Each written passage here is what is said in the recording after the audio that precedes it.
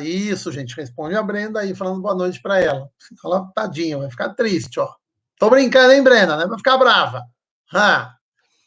Aí é o seguinte, o período da República Velha, ele é um período em que, vamos lembrar uma coisa que eu falei na outra aula, né?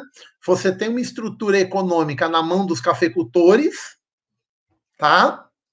Essa estrutura econômica, ela se reflete na política. Os cafeicultores vão criar, então, a política do café com leite, a política dos governadores, e esses acordos que eles fazem garantem as eleições, né, nos cargos de presidente da República, tá? Certo? As eleições são meio cartas marcadas, porque vamos lembrar aquilo que eu falei, né? Boa noite, Lucas. Né? Vamos lembrar aquilo que eu falei, né? Que é o seguinte: o voto, a eleição é marcada. Por que a eleição é eleição de carta marcada? Porque o voto ele é aberto, a pessoa fala em voz alta o voto.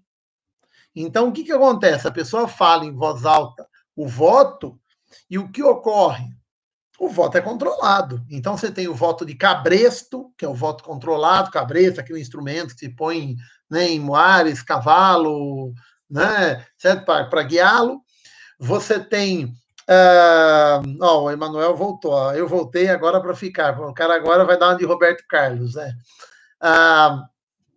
Você tem o voto fantasma, né? Você tem aquele poder do coronel na região, nas pessoas que votam em quem ele manda, o chamado curral eleitoral, certo? E todo o coronelismo em cima aí das pessoas, forçando as pessoas a fazer o que o coronel quer, né? Então, essa estrutura política, ela é uma estrutura política excludente, ela exclui as pessoas, na verdade, né? Você tem um monte de gente analfabeta que não vota, e aqueles que votam são forçados em votar em quem o coronel quer. Boa noite, Ri Nascimento. E isso é complicadíssimo. Por isso, você vai ter um monte de revoltas, tá? Certo? Boa noite, Natasha. Boa noite, Júlia, né? Certo? Boa noite, Amanda. Voltou, estão aqui. Beleza? Então, você vai ter um monte de revoltas que ocorrem, porque a população, embora ela tenha um direito de voto, se ela for alfabetizada, ela é forçada a votar em quem os coronéis querem. Então, óbvio que isso é um complicador. Né? Boa noite, Stephanie. Tá? Isso é um complicador, não é um negócio simples, a população está feliz, eu voto, eu escolho, não. Então, você vai ter muita revolta, é um país muito desigual, né? Porque será, né? País muito desigual, certo? País recém-saído da escravidão. Então, acabaram com a escravidão lá em 1888 não significa que acabou o racismo, não significa que acabou a desigualdade, não significa que os negros vão receber oportunidade, muito pelo contrário. Nós vamos ver que uma das revoltas que tem aí tem muito a ver com isso, tá? A gente falou na aula passada sobre Canudos. Então, eu lembro um ponto fundamental que eu falei sobre Canudos. Canudos é a luta pela terra. Os caras estão lutando contra o coronelismo e pela terra. Tá? Eles, né? Então, fugir do coronelismo e ter terra para si próprio. Então, você percebe aí essa questão importante, né? Canudos é uma luta social, né? Uma comunidade messiânica lutando por uma melhoria de vida social, tá? Certo? E vai ser esmagado pelo governo do Prudente de Moraes. Tá? A outra revolta que vem anos depois, Canudos é destruído em 1897, tá? Os cangaceiros, Emanuel, eles lutam por uma liberdade deles, tá? Mas Canudos também tem um sentido de liberdade, é se libertar do coronel, tá? Certo? Eu tenho que lembrar disso. Estou falando muito já até me... Tá. Aí é o seguinte, você tem um outro tipo de luta que vai se dar também nas cidades. Então, uma das lutas que ocorre é a revolta da vacina. 1904, Rio de Janeiro. O que aconteceu, né, em 1904, no Rio de Janeiro, para estourar uma revolta. Primeiro detalhe que a gente tem que saber, que desde lá do Império, você tem uma situação muito tensa na cidade do Rio de Janeiro. A população do Rio de Janeiro, ela vive uma tensão muito forte, por quê? Você tem aquela visão da Belle Époque, de que a capital tem que ser reformulada, tem que fazer um aspecto de cidade burguesa, né? E o Rio de Janeiro, como capital, é uma cidade que sempre vai receber muita gente de vários pontos do país, a cidade cheia. Antes até do fim da escravidão, você já tem muitos escravos que estão sendo livres, né, se tornando libertos antes de 1888, as ruas lotadas de ex-escravos, com muitos escravos de ganho. A maior parte dessa população não tem, né, vive muito mal, ganha muito pouco, mora em cortiço. Se você pegar o Aloysio Azevedo, o livro O Cortiço, ele é sobre essa situação, né? Sobre a situação, a história toda passa dentro de um cortiço no Rio de Janeiro, de uma população muito pobre, tá? Certo? E aí o que ocorre? Em 1880 tem uma revolta que é chamada a Revolta do Vintém. O vintém é o nome dos centavos que existia na época. É o nome dos centavos. E a impressão que dá quando você vê o nome da revolta, é a impressão que quer se colocar realmente, tá? Que a população se revoltou porque o bonde, que era o meio de transporte, subiu um vintém. A moeda brasileira não valia nada na época, tá? Vamos lembrar, eu falei na outra aula. Normalmente, quando se fala da moeda, se fala em 1.000 para cima. A moeda é muito desvalorizada. Um vintém não vale nada, absolutamente nada. Tá? O bonde subiu lá um vintém e teve uma revolta e as elites colocaram o nome na revolta, a revolta do vintém. Não tinha nada a ver diretamente com o vintém. A população do Rio de Janeiro está de saco cheio das mudanças que ocorrem no Rio e toda vez porrada na população, toda vez muda a vida da população, toda vez faz coisa para cima da população. Tá? Certo? Aí, 1904, né, já vem mais claramente aquela visão da Belle Époque, né? Numa cidade que, além de tudo que eu já falei, acabou a escravidão, muitos ex-escravos saíram das fazendas e foram para o Rio de Janeiro, esses escravos que estavam, né? Em 1888 havia mais ou menos 700 mil escravos no Brasil. Esses 700 mil escravos, eles estavam em São Paulo e Rio. Basicamente só aí. E o que aconteceu? Esses escravos eles vão para as grandes cidades. O Rio de Janeiro fica lotado de pessoas pobres que não têm emprego e que, por causa do racismo, não conseguem emprego. Tá? Porque, na época, existia um racismo muito forte que dizia que, não, o branco trabalha melhor. Então, os imigrantes ganhavam emprego, mesmo imigrantes que não sabiam trabalhar em indústria, tá? A maioria dos italianos que veio para o Brasil, por exemplo, para São Paulo, vieram de regiões que não tinham indústria. Eles não sabiam trabalhar na indústria. Mas os empresários aqui, não, o branco veio de país industrializado, ele já sabe trabalhar. Não sabia nada. Era racismo mesmo, né? Isso, Emanuel, isso ainda, tá? É dentro da República Oligárquica. Estamos dentro da República Oligárquica. Tá? Boa noite. Entrou mais alguém ali que não dá para ver quem é, mas falou boa noite e a gente responde. E aí, o que ocorre? Né? Você tem a seguinte situação. Em 1902, termina o governo Campos Salles, tá? Governo que acaba, lembra eu falei? Acaba com a crise do encilhamento, daquele que vai embora do Rio para São Paulo, com a população jogando coisa podre no trem, né? Porque ele apertou a economia do país para resolver o problema do encilhamento. Aí vem o Rodrigues Alves.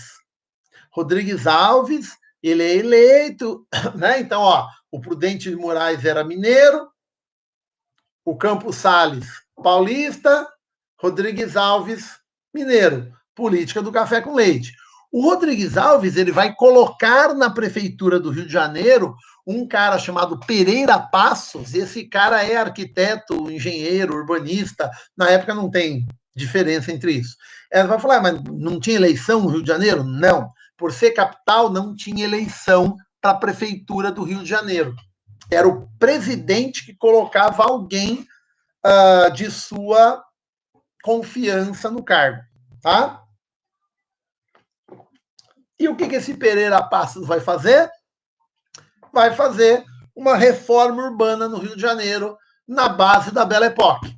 Ele quer construir um grande bulevar ligando o Rio de Janeiro à região que chegava na Serra, que era a região onde tinha as plantações de café, cruzando a cidade, chegando até o porto. Vamos lembrar, o Rio de Janeiro é uma cidade portuária, uma cidade litorânea, né? Então ele queria fazer isso. Para isso, tem que destruir uma boa parte da cidade e precisa expulsar os pobres do centro, né? Vamos lembrar, a visão da Belle Époque é, olha, expulsa os pobres, joga os pobres para outras regiões. Só que tem um detalhe, não sei se alguém aqui conhece o Rio de Janeiro, São Paulo, o relevo de São Paulo é assim, ó.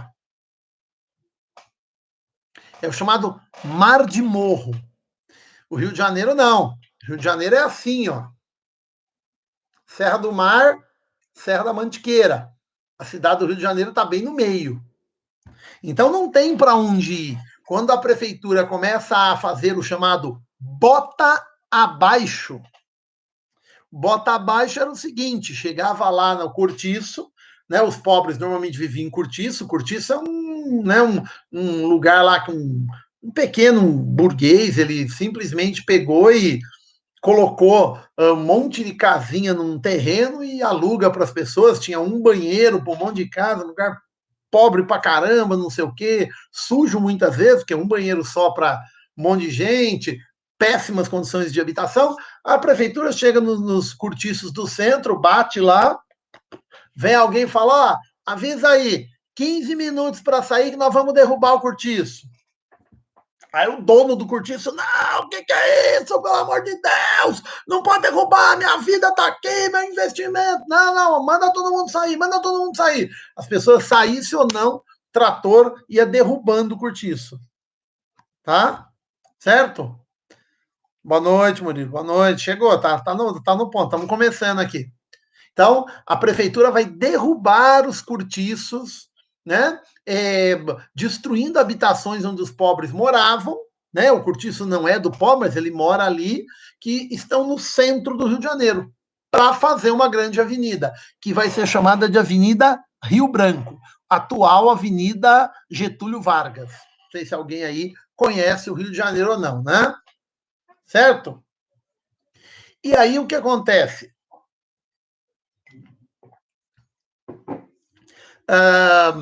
A prefeitura vai fazendo isso, não tem para onde ir, porque a cidade é um caldeirão, ela está incrustada no meio de duas serras, né? E você vai, a população vai ficar pé da vida, né?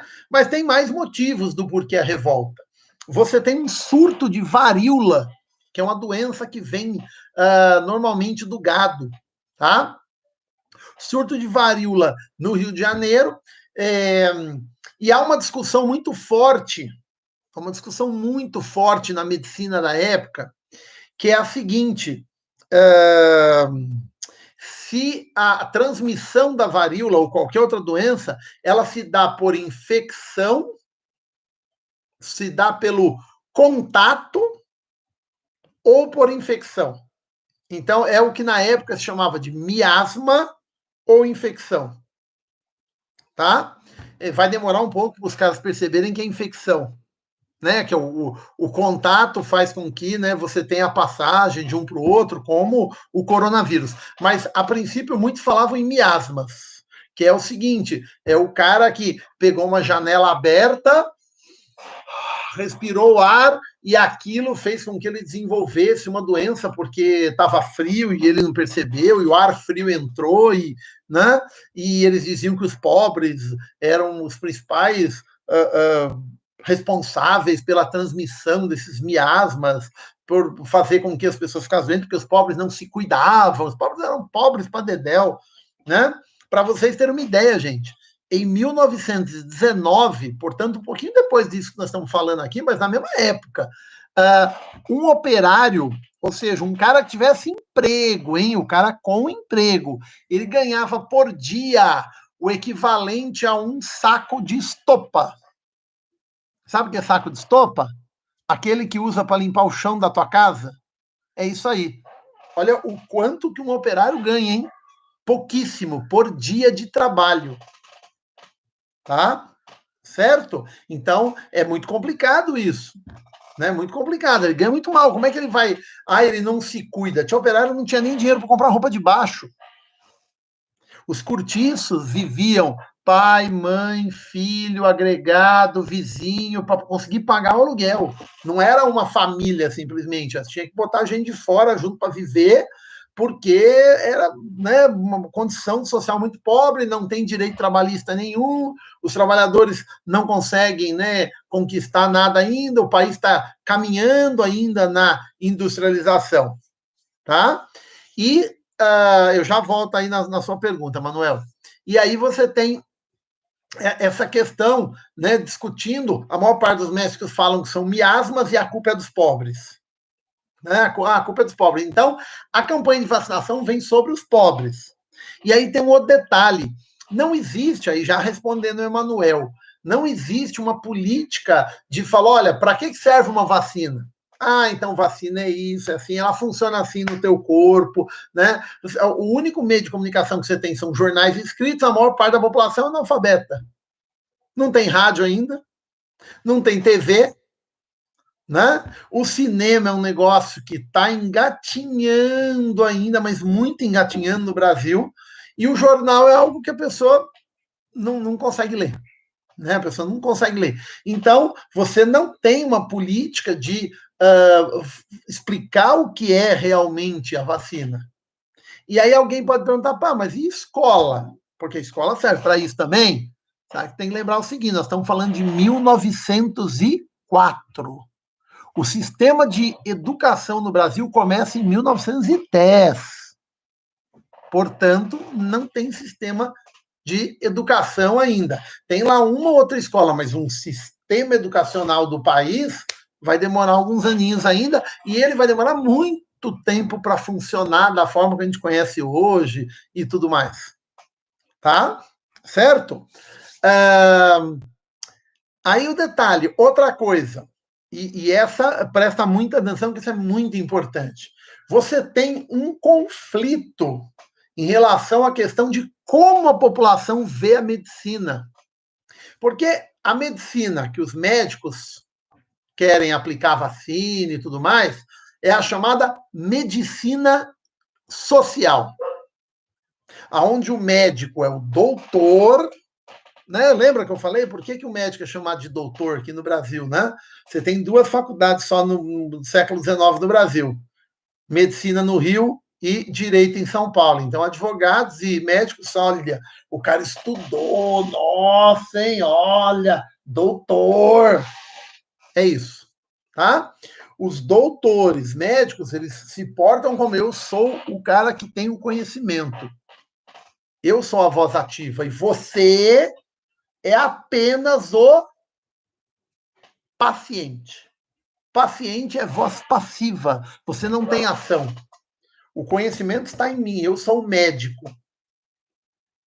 Né? E essa medicina social, ela trabalha com remédios novos que estão surgindo na época, vacinas e antibióticos. Né? No final do século XIX, houve um surto muito forte de pneumonia. E muita gente morreu, inclusive aqui no Brasil. Você pegar a obra Memórias Póstumas de Brás Cubas, do Machado de Assis, né? O personagem principal morre e começa a contar a história dele. Tá? Por isso, Memórias Póstumas. Né? Ele está contando a própria história, mas ele já morreu. Né? E aí ele fala como ele pegou a pneumonia. Ele fala que ele abriu a janela assim para pegar um ar e veio um vento frio. Né? Era um miasma, era a visão do miasma, mas era uma preocupação da época, que a pneumonia matou gente pra caramba na época. Tá? Certo? E o que ocorre? Essa medicina social, ela não é explicada para as pessoas. Ela é o seguinte, olha, vai ser isso, pronto, acabou. Então, a vacinação ela vai ser obrigatória para os pobres, não para os ricos. E vai ser feita de maneira truculenta. E os pobres? Os pobres viam a medicina de uma outra maneira. Os pobres viam medicina como medicina popular. É a medicina que vem dos indígenas, dos caipiras, dos negros, né, dos sertanejos, que é feita através de ervas, de chás, né, de raspagem de cascas de algumas árvores, né, de folhas, de macerar a folha para poder fazer remédio, para poder fazer xarope. Era uma medicina popular, tá? O pobre acreditava nessa medicina popular e existe a medicina social. Vocês são muito novinhos, vocês não sabem, mas as pessoas mais antigas, elas tinham horror de ir em médico. Horror. Os caras não acreditavam. Eu tenho um tio da minha mãe, que eu conheci, que para a filha dele levá-lo no médico, ele morreu há alguns anos, já bem velhinho, e para levá-lo no médico tinha que tomar banho e botar no carro, falar, vamos passear, pai. E já combinava com o médico. A hora que eu chegar lá, isso era no interior, tá? Eu buzino e você sai para pegar o velho, porque ele queria ir embora. Ele, não vou entrar, não, esse açougueiro, carniceiro. O pessoal mais velho não confia nos médicos, eles não têm essa visão, porque eles confiam em outro tipo de medicina. Tá? E aí o que acontece? Outro tipo de medicina, então o que eu estou falando aqui para vocês? Há um choque cultural muito forte entre dois tipos de medicina. A medicina social, que está tentando impor sobre os trabalhadores, e a medicina popular. Olha lá, hein? Reforma urbana expulsando os pobres têm uma cabeça, né, já estão muito saco cheio daquilo que são as mudanças que a prefeitura faz, você tem o bota fora, derrubando os cortiços, né? Você tem uma vacinação obrigatória e truculenta, um choque cultural. Então, mas por que então chama revolta da vacina? Porque as elites criaram de novo um nome sobre a revolta para querer induzir as pessoas a pensar o seguinte: nossa, mas os pobres revoltaram contra uma vacina? Ah, mas são muito burros, né? Olha que coisa, né? Da mesma forma que tentaram apagar Canudos da história, lembra? Tentaram apagar, o açude apaga, encobre tudo de água, Canudos, para fazer de conta que ninguém nunca viu, né? Aqui é uma outra forma de tentar apagar a história. É querer dizer que aquilo que a população faz é idiota. Ah, se revoltaram contra uma vacina, que coisa absurda, né? Certo? Então, você percebe que, botaram o nome aí justamente para ferrar os mais pobres. A revolta começa, tá? E toma o centro do Rio. A população tomou o centro do Rio, a população vai derrubar os bondes, o bonde era feito de aço, e a população derrubava os bondes para ficar trocando tiro com a polícia, né? Porque aí a polícia atirava e as balas não passavam, né? Porque o bonde era de aço. Aí vem uma coisa muito engraçada. Isso, Riada, é isso mesmo. A população acreditava que a vacina trazia doença. Por quê? Vamos lembrar como é que funciona uma vacina, né, gente? A vacina funciona assim: você toma a vacina, ela é normalmente o bicho enfraquecido para poder o seu corpo criar um anticorpo, né, criar uma defesa e detonar o bicho. A hora que você tiver contato com o bicho, o seu corpo já aprendeu a se defender. Certo? Tá. Depois alguém vai, mas e o corona? Como é que faz? O corona é mais complicado, porque o vírus é danado, né? Por isso que não se faz vacina assim tão rápido. Aí o que acontece? As pessoas não sabiam disso. Não tem essa informação. Tá? De que a vacina é isso, e vai acontecer, gente, pega a vacina de gripe aí, que você vê lá, o pessoal, né, um pouco mais de idade, tomando vacina, tem gente que passa mal, né, tem gente que, certo? Por quê? Porque a vacina, a pessoa, para tomar a vacina, ela tem que estar forte, tem que estar com o corpo, legal, né? Tem que estar, pô, porque ela não pode estar tudo enfraquecida, com imunidade baixa, é perigoso a vacina fazer mal. Então entra o que o Riad comentou aqui. Muitas pessoas acreditavam que a vacina fazia mal, mas por quê? Porque você tem pessoas que passam realmente mal, tá? Certo? O que acontece? Pronto, gente, o Carlos Eduardo aprendeu agora a botar figurinha no chat, tá? Olha só que bonitinho o menino. Oh, brincadeira, viu? Aí, o que acontece? É, a população tomou, aí vem uma informação engraçada. Os capoeiristas, era muito comum, né? Os negros, né? Lutarem capoeira, e a polícia sempre reprimia, porque aquilo era considerado um absurdo, etc, etc. Tá? Os capoeiristas, durante a revolta da vacina, eles batem na polícia. Legal, né? Eles batem na polícia. Fala, meu, que negócio louco. E aí a prefeitura do Rio de Janeiro proíbe a capoeira. Porque fala, não pode ter capoeira, caramba, eles estão batendo na polícia. Tá? Então, proíbe a capoeira, tá? Para evitar os caras bater na polícia. A polícia do Rio de Janeiro não consegue resolver a situação e vai acontecer o seguinte: o governo vai chamar tropas policiais da Bahia, de São Paulo, para irem para o Rio de Janeiro e acabar com a revolta. Tá? Certo? Acabar com a revolta. O que acontece, então, quando se acaba a revolta? A população é realmente expulsa do centro e só tem um lugar para a população ir, para os morros. Ela tem que subir o morro. Não sei se alguém aqui já foi para o Rio de Janeiro. O Rio de Janeiro é um lugar, quando você está nos lugares, você olha assim numa rua, lá na frente você vê um morro. São Paulo não, São Paulo você vê, né, coisa assim, pá, porque é assim, no Rio de Janeiro você vê o morro lá na frente. O único lugar do Rio de Janeiro que você vira e não vê morro é quando você está virado para o mar. Tá? Certo? Aí o que acontece? A população, então, perde a revolta e, 1904, a população vai, aos poucos, subindo para o morro e vai pegando materiais no meio da rua, restos, para fazer moradias.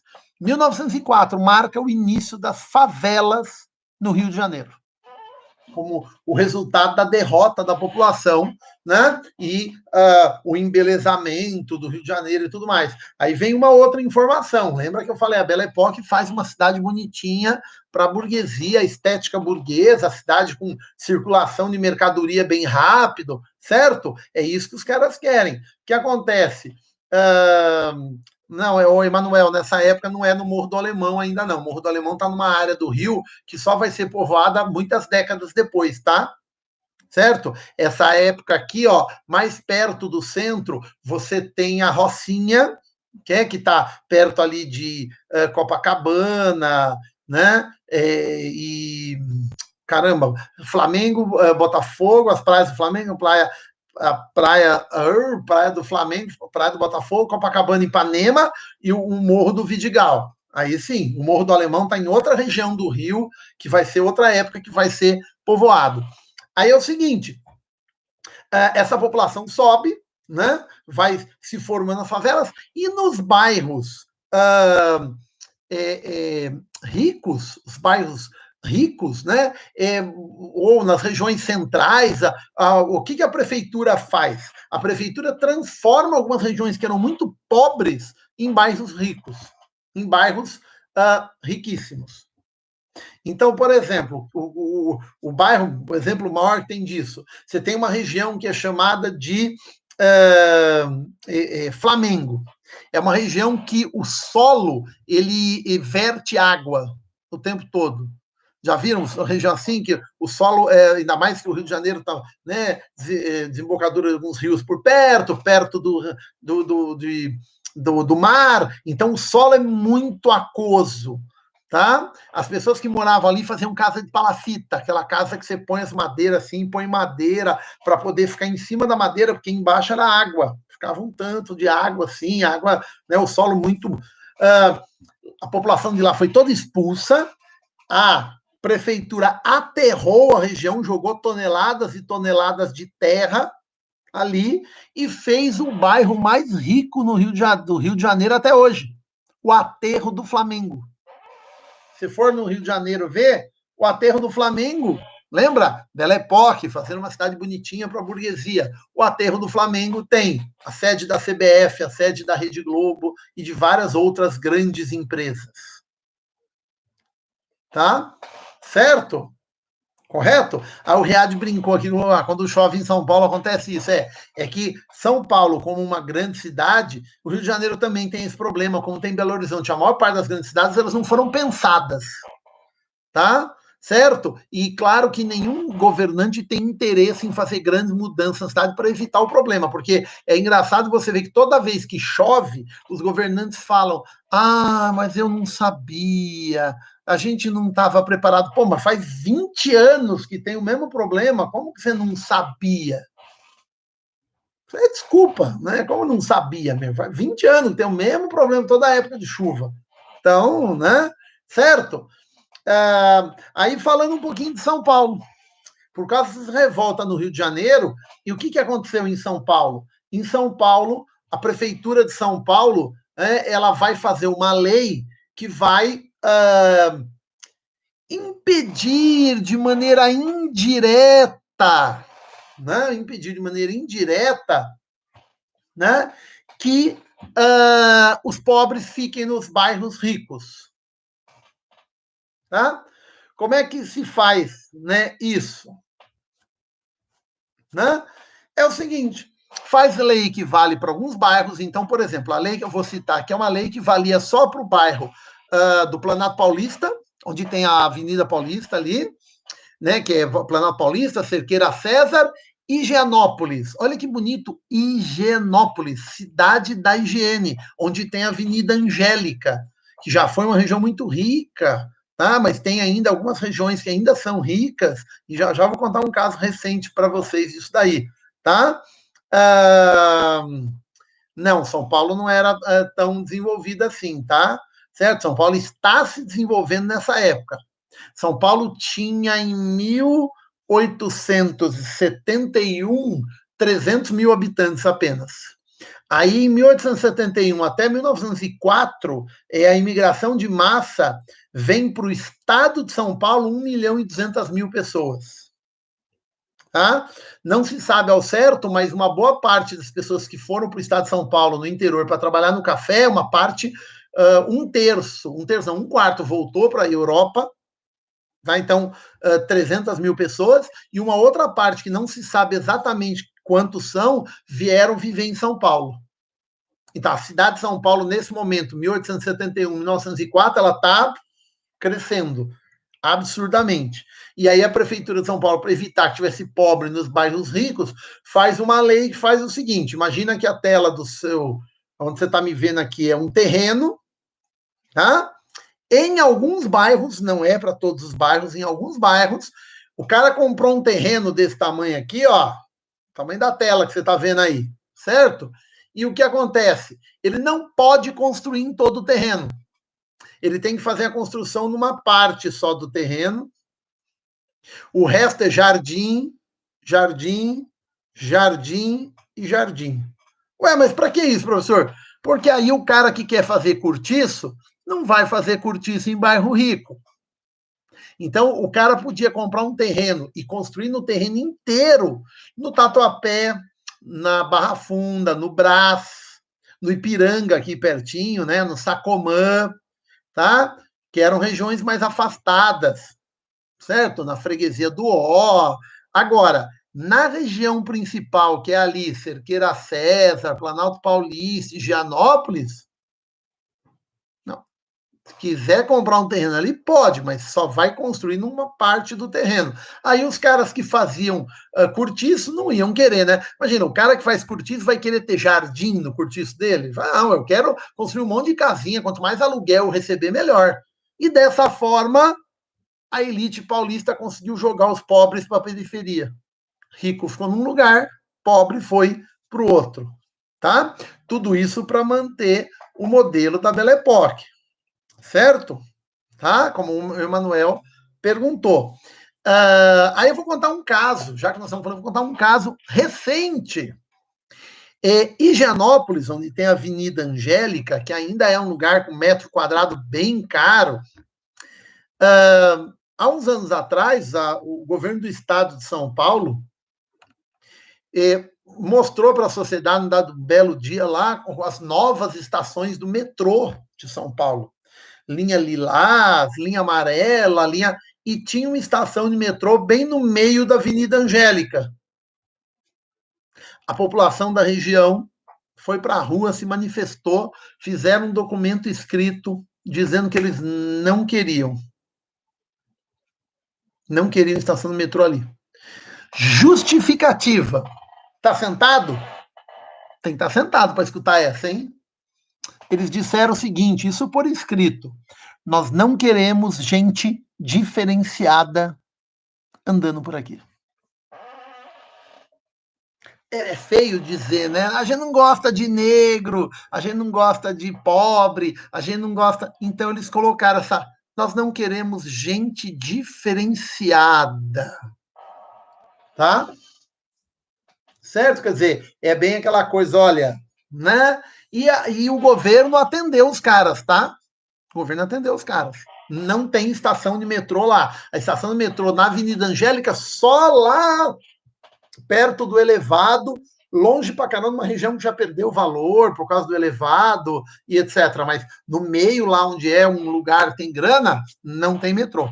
O metrô anda a maior espação e não para ali, porque a estação dali foi retirada do projeto. Tá? Certo? Aí tem uma pergunta. Em São Caetano tem umas casas que os modelos são parecidos com modelos europeus. Tem alguma coisa a ver? Não. Não, isso aí já é construção mais um pouco. São Caetano, nesse momento nós estamos falando aqui, é uma vila operária. Pobre para dedéu. Tá? É bem pobre, não sei o que lá, certo? Isso aí vai ser de muito tempo depois, Eduarda. Muito tempo depois. Essa construção de coisas, né? De casas em outro modelo e tudo mais. Certo? Vamos partir agora para um outro. Que é isso? Os caras viajam, né? Aff, Maria. Vou parar de ler esse chat. Eu vou fazer que nem o Estado, nas transmissões que eles desabilitam o chat, né? Só velho mora em São Caetano. É isso aí, eu também acho, né? Eu moro em São Bernardo, olha só, vamos falar com isso. Aí, é o seguinte, vamos brincando, né? Aí é o seguinte, outra revolta, a revolta da chibata. Revolta da chibata. Chibata é aquele instrumento de se chibatar os negros, que se usava, chicotear os negros, se usava na escravidão. A revolta da chibata vai ocorrer em novembro de 1910. Então, se você fizer a conta, dá só 22 anos do fim da escravidão. Tá? Nós estamos muito perto do fim da escravidão. Se a gente está aqui, gente, nós estamos há 100 e tralalá anos depois do fim da escravidão. E a gente tem racismo pra caramba no país, a gente tem um preconceito muito forte. Imagina naquela época. Era muito mais forte. E a história do racismo tem coisas assim absurdas, tá? Os pobres foram expulsos depois da revolta da vacina. Tem um detalhe aqui, o Emanuel perguntou uma coisa, eu lembrei. Os caras fizeram a revolta em 1904, a prefeitura suspendeu a vacinação. Por isso que é interessante, os governantes, tem muita gente na nossa sociedade que acha que não precisa da história, essas coisas não servem para nada. Para quê? Os caras não se tocam que você precisa ver os exemplos da história para você não fazer besteira de novo. Por isso que o Brasil fica cometendo erros históricos repetidos, né? Certo? Correto? Você vira o dado que saiu hoje do coronavírus, né? 10% das pessoas que morreram no mundo hoje eram brasileiras. O coronavírus está fazendo isso, né? Aqui. Em outros lugares ele já achatou a curva e já está começando a cair. Né? Nos Estados Unidos ainda está desacelerando só, e aqui a coisa está, né? Certo? Tá? Ô, Isabelle, tudo jóia? Faz tempo, hein? Legal, pode ficar à vontade aí. Aí é o seguinte, eu estava falando, os caras suspenderam a vacinação em 1904, o Rio de Janeiro teve um enorme de um surto de varíola em 1908, 4 anos depois. Ou seja, foi uma atitude mal pensada, uma atitude feita às pressas, sem explicação para a população, gerou revolta, suspenderam. Aí, anos depois, uma desgraça, né? Certo? Certo? Tá? Tem alguém falando que Lonely Forever Man. Não dá nem para entender, mas tudo bem. Professor perfeito desse não tem como não ver a live. Ai, obrigado, obrigado. Obrigadão, fico feliz. Então, voltando aí da revolta da Chibata. Então, 1910, revolta da Chibata. Tá? Por que ocorreu a revolta da Chibata? A revolta da Chibata é feita por marujos. São marujos da Marinha que vão fazer essa revolta. E lembra, hein? A situação na Marinha já não era muito legal na época. Teve uma revolta da Marinha lá no final do 19. Em 1910, agora é uma revolta dos marujos. A outra foi da Marinha, dos comandantes, agora é dos marujos. Por quê? 3 motivos. Primeiro, os caras ainda tomavam chibatadas. A Marinha manteve o castigo físico, que era parte da escravidão. Olha que coisa maluca, hein? 22 anos depois que acabou a escravidão, ainda tem castigo físico, por isso a revolta da chibata. Certo? Tá? Segundo, os caras recebiam, às vezes eles iam para o alto mar, estavam no meio do mar, a comida era feita, tá? E depois, o que acontece? A comida ficava sendo servida há vários dias. E, de repente, ela começava a apodrecer, né? E os caras recebiam comida podre. Os marujos lá recebendo comida podre. Aí, daqui a pouco, alguém vai perguntar o seguinte, né? Mas peraí, por que os caras iam para a Marinha, então? Porque ir para a Marinha e isso é uma coisa muito comum em lugares onde tem população muito pobre, era uma forma de você melhorar um pouquinho de vida, porque você tinha o soldo, que é o salário. Imagina, um monte de gente desempregada, você conseguiu um negócio que você vai trabalhar e vai ganhar um salário todo mês, muita gente fazia isso, ia para a Marinha. E aí vem a pergunta, né? Eram todos negros ou tinha branco também? Tinha branco também, mas a maioria eram negros. Negros, mulatos, etc. Tá? Certo? Então, acabei de falar, Murilo, iam para a Marinha para ganhar, certo? Um dinheirinho, porque imagina, um monte de gente desempregada, um monte de gente mal, então vai para a Marinha, você ganha um soldo. Então, ó, chibata, comida podre e racismo. Os almirantes, almirante é o cara que está na parte alta, né? O comandante da Marinha. Os almirantes eram brancos. Não havia almirante que fosse negro. Almirante tudo branco, tá? E esses almirantes eram muito racistas, muito racistas. Tá? Só pra você imaginar, porque ter chibata no negócio, não existe escravidão no país, e o negócio tem chibata ainda, é um negócio de outro mundo, né?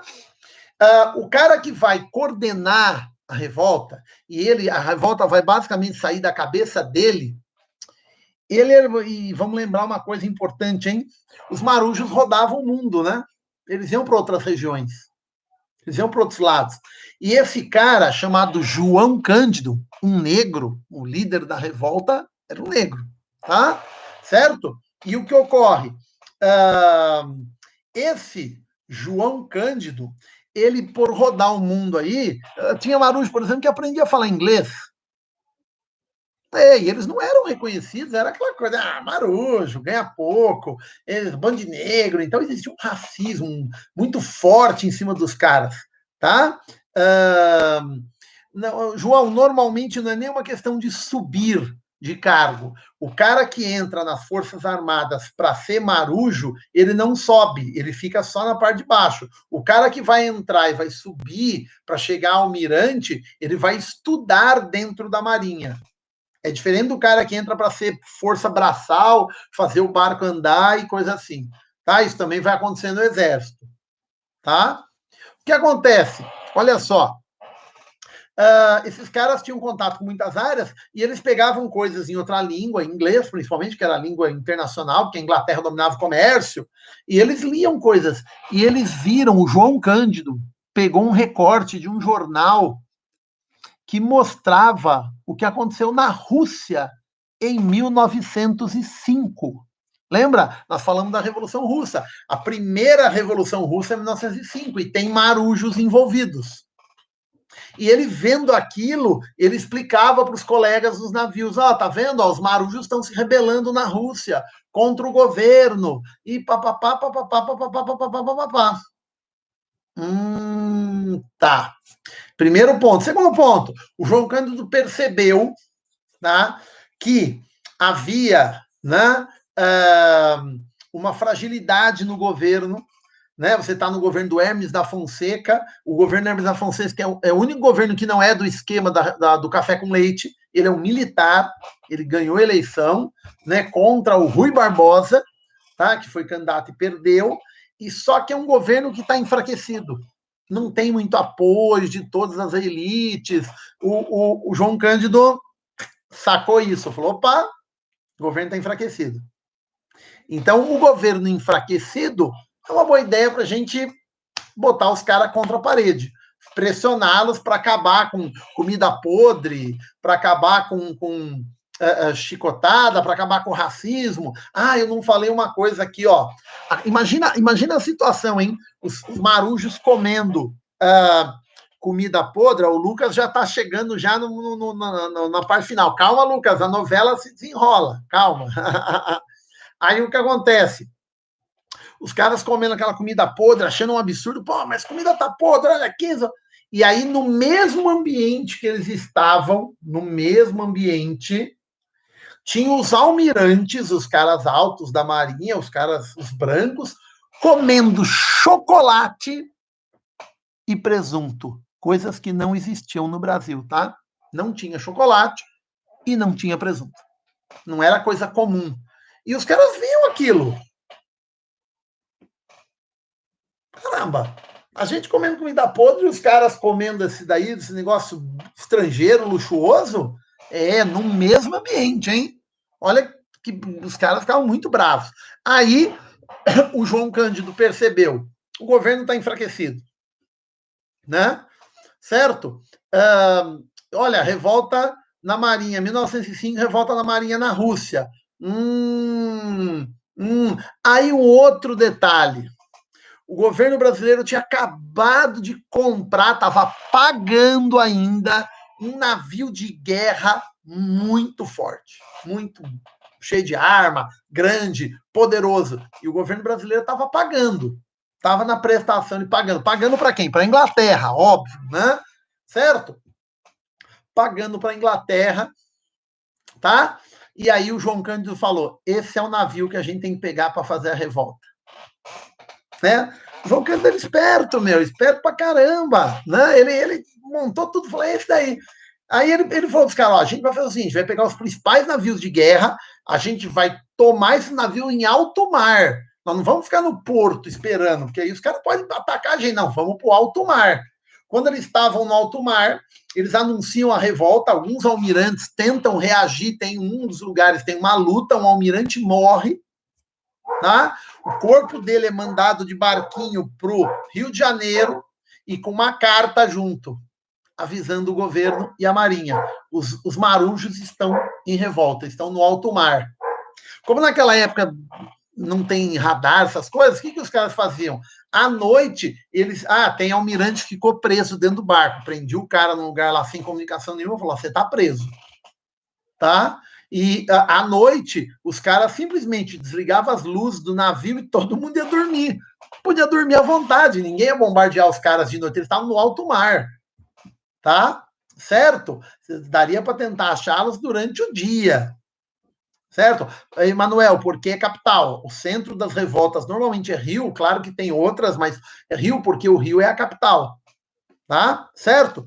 Aí o que acontece?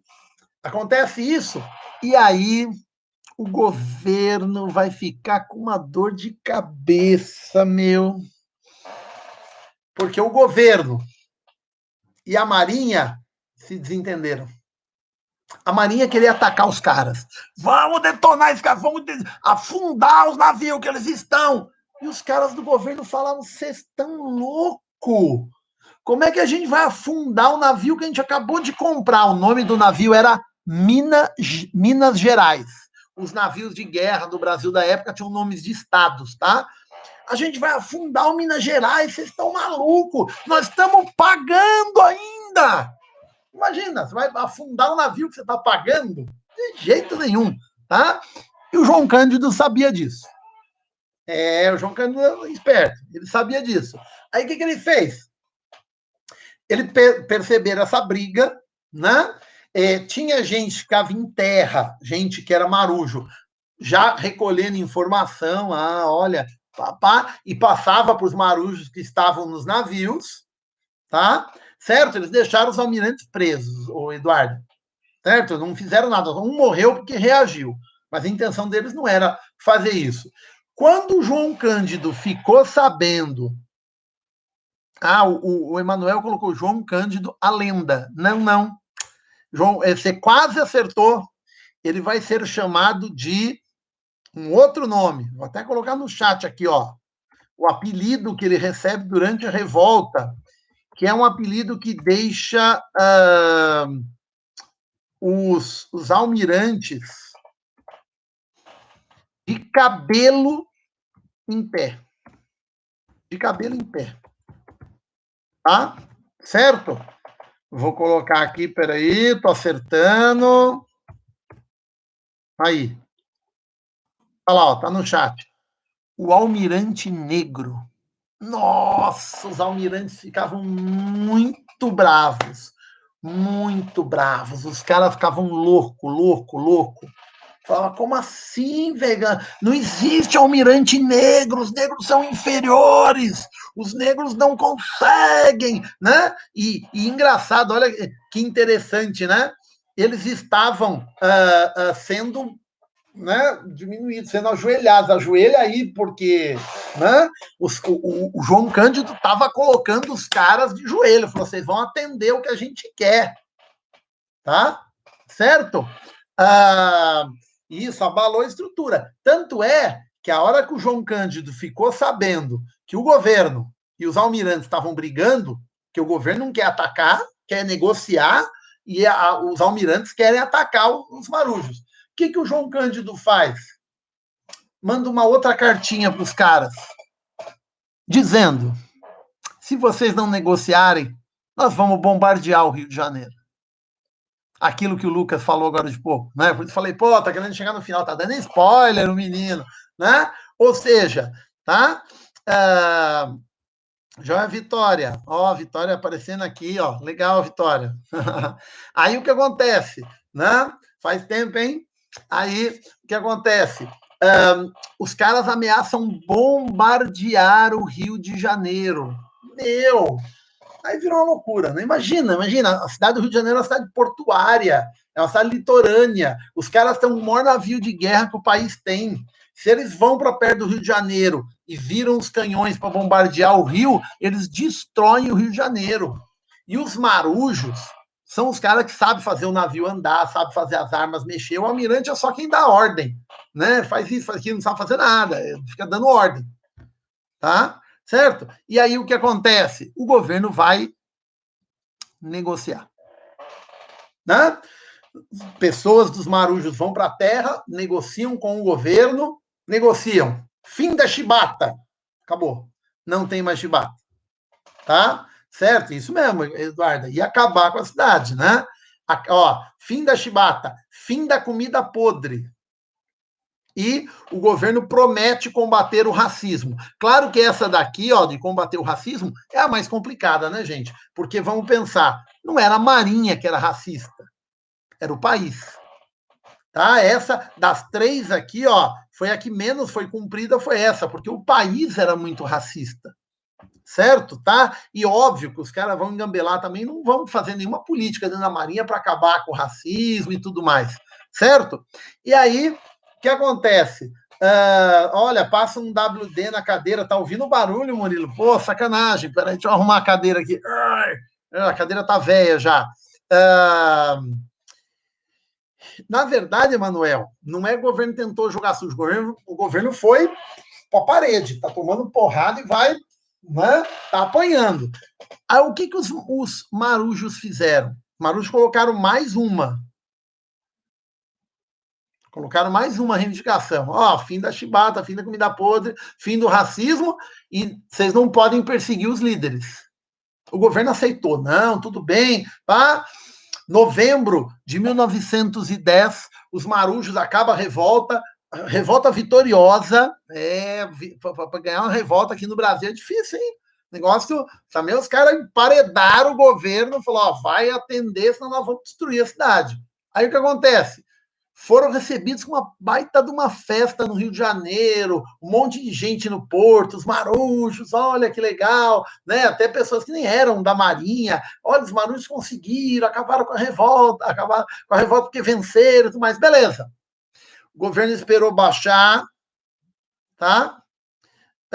Não, Eduarda, não eles não iam poder virar almirante. É aquilo que eu falei, o cara que entra para ser marujo, ele é marujo. Nas Forças Armadas no Brasil, você tem duas categorias. Quem entra dentro das Forças Armadas para estudar pode subir de vida.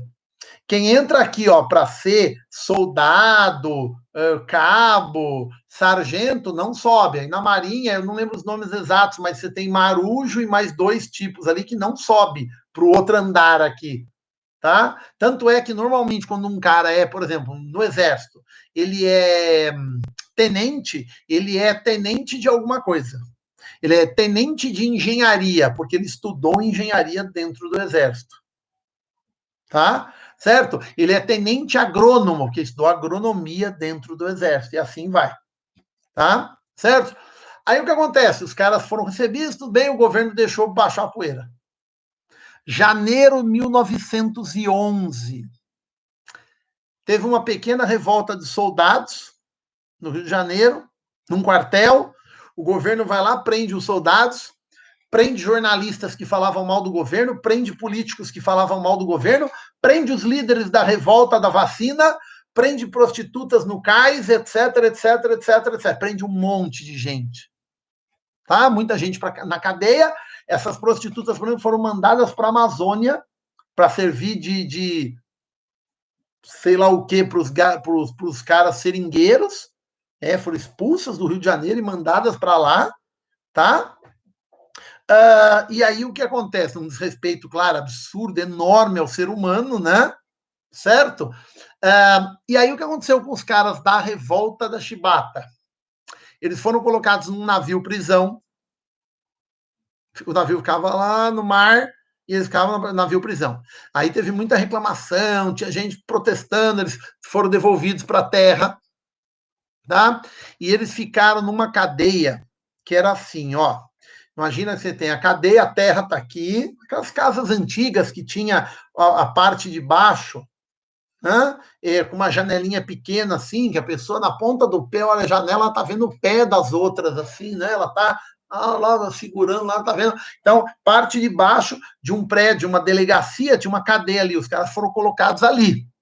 E ali era para os caras morrerem. Porque olha o que os caras faziam, tá? Policiais entravam direto na cela e batiam nesses líderes, inclusive no João Cândido. Batiam. Outra coisa, pior do que apanhar, os caras jogavam cal. Sabem o que é cal? Cal é um pó branco que é usado em construção, para fazer pintura, para dar liga no cimento. Hoje ele já vem junto com cimento, com areia, porque o cal ele é extremamente nocivo à saúde. Você pega lá mais antigamente pedreiro que mexia com cal, tudo com problema de pulmão, porque ele é muito fininho e ele entrando pelas vias respiratórias e comendo toda a via respiratória, tá? Certo? Na verdade, os direitos, Eduardo, que eles conquistaram, continuaram valendo. A única coisa que o governo não fez mesmo, ele não respeitou as lideranças, ele perseguiu. Então, por exemplo, os caras são presos, tem outro detalhe, eles perderam emprego. Olhem, tá? Perderam emprego. Mas veja, Emanuel e Eduardo, não é que foi temporário. A chibata não voltou. Acabou a chibata. Tá? Certo? Acabou a chibata, acabou a comida podre, tá? Então, eles ganharam alguma coisa, só que aquela coisa de não perseguir as lideranças, esquece, tá? Ah lá, o Alessandro também tá colocando, o Cal vai no açúcar para deixar branco. Ainda bem que eu não como açúcar branco, não curto não, açúcar branco é, né, produto químico, para deixar branquinho aí, Cal, vocês estão comendo Cal aí, para de comer açúcar branco, que isso daí não é legal. Obrigado, Alessandro. Aí, o que aconteceu? Birra, os caras queriam matar o João Cândido. Pô, Felipe era matar mesmo o João Cândido. O que aconteceu? Os caras nessa cadeira jogavam cal, tá? Certo? Os caras que vieram depois tinham direitos, certo? Aí é o seguinte, tá? Isso, açúcar orgânico, melhor mesmo. Demerara orgânico e o mascavo, bem melhor. Aí o que acontece? Olha só, jogavam cal, imagina, o cara tá na cela, Rio de Janeiro, calor, ele tá só de shorts, ele deita no chão para dormir, porque não tem cama, o lugar do corpo dele que fica encostando no cal começa a ser comido.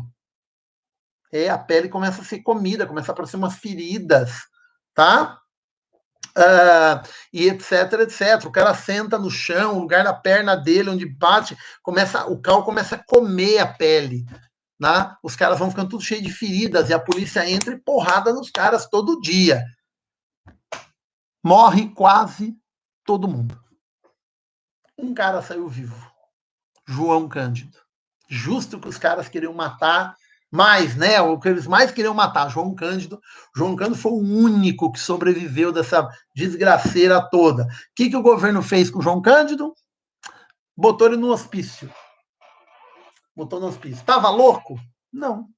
Um jornalista foi entrevistar o João Cândido. Tempos depois que a República Velha acabou, tá? Passou 10, 15 anos, um cara foi entrevistá-lo, tá? Chegou lá, conversou com o João Cândido no hospício, viu que ele não estava louco, coisa nenhuma. Não estava louco.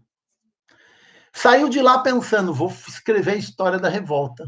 O João Cândido já me falou algumas coisas, vou voltar aqui, vou escrever um monte de coisa que ele me falar, vou escrever a história da revolta, tá? Ele mesmo falava que nem ele sabia como que ele, né? Mas, beleza. Aí acontece o seguinte, esse cara saiu, tá? Do hospício, ele tá andando na rua, para um carro do lado dele, uns caras saem assim na janela e falam para ele, se você escrever uma linha sobre a revolta dos marujos, a gente sabe que você mora em tal lugar, sua mãe mora em tal lugar, sua mulher chama tal, sua filha chama tal, nós vamos matar todo mundo. E vou embora. O jornalista foi ameaçado. Não escreveu nada sobre a revolta. Tá? Somente décadas depois, um outro jornalista vai escrever sobre o João Cândido, mas aí essas pessoas já tinham morrido, né? E aí vem um detalhe interessante, você vê como o Brasil é um país complicado, né? Os caras perderam emprego porque lutaram por direitos. É um absurdo isso. Lutar por direito não é crime. Mas os setores mais conservadores da sociedade brasileira acham que é. Tá? Quer dizer, lutar por direito não é crime. Você está lutando por direito. Eles perderam emprego. As famílias, anos depois, entraram com um processo na justiça pedindo ressarcimento, porque, pô, quem era filho, por exemplo, do João Cândido, né? Passou muita necessidade, porque o pai estava preso, não tinha o dinheiro, passaram fome, não só do João Cândido, mas de todos os líderes da revolta. Sabe o que aconteceu com esse processo, gente? Ele existe até hoje e nunca foi julgado. 110 anos depois, o processo não foi julgado, as famílias até hoje, as famílias já estão na terceira ou quarta geração, nunca receberam nada do governo brasileiro. Nada. Tá? E óbvio que primeiro você tem uma pressão da Marinha para não rolar o processo, falou, são criminosos mesmo e que se dane, tô nem aí. E o segundo ponto, os caras eram negros. Você está num país racista, né? Então, a justiça, a Marinha vai passar pano quente, fazer de conta que a coisa não existe. Tá?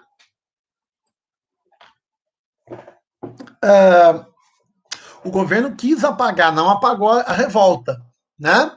Até porque o João Cândido saiu anos depois, muitos anos depois, do hospício, e ele morre em 1968, bem velhinho. Lá na frente, em 68, com certeza, Eduarda, lá na frente, quando tem, na década de 60, tem muita manifestação social, luta social no Brasil, e tem manifestação de marujo, e eles sempre chamam o João Cândido para ser saudado, porque ele vira um símbolo, né? No Rio de Janeiro, hoje, pelo menos isso, né, gente, tem uma estátua do João Cândido, como um cara que lutou pelo direito dos marujos, dos pobres, dos negros, tá? Pelo menos isso, né? O cara hoje é reconhecido como alguém que, né? Certo? Correto? Beleza. Para a gente poder terminar, falar de mais uma, tem várias revoltas, essa aqui eu vou falar até de maneira um pouco mais rápida, que é a revolta do Contestado. 1912, 1914, é uma revolta que acontece em Santa Catarina. Contestado é o nome de uma região de Santa Catarina, tá? É a região oeste de Santa Catarina. O governo da época deu permissão para uma empresa norte-americana explorar madeira. A empresa foi para lá e começou a explorar um monte de outras coisas além de madeira e afetou a vida da população, que vivia da caça, da pega madeira, a população local, que era uma região rural. Tá? Aí o que acontece? Essa população e essa empresa norte-americana entram em conflito e a coisa vai virar bala. Tá? Vai virar um conflito armado entre. Tá, faço sim, Eduarda, pode ficar tranquilo que faço sim. Aí vira um conflito armado entre a população local e a empresa. E essa população local, ela tem um caráter messiânico. Lembra de Canudos? Messianismo, a ideia de que o Messias ia voltar e que o mundo ia acabar, existe também dentro da revolta do Contestado. Tá? Estoura uma guerra e o governo brasileiro vai mandar o exército lá para ficar do lado da empresa norte-americana. Tá? Certo? A guerra dura de 1912 até 1914, com vitória do governo brasileiro e a destruição de um monte de comunidades, a morte de um monte de lideranças, e acaba aí o Contestado. Certo? Beleza?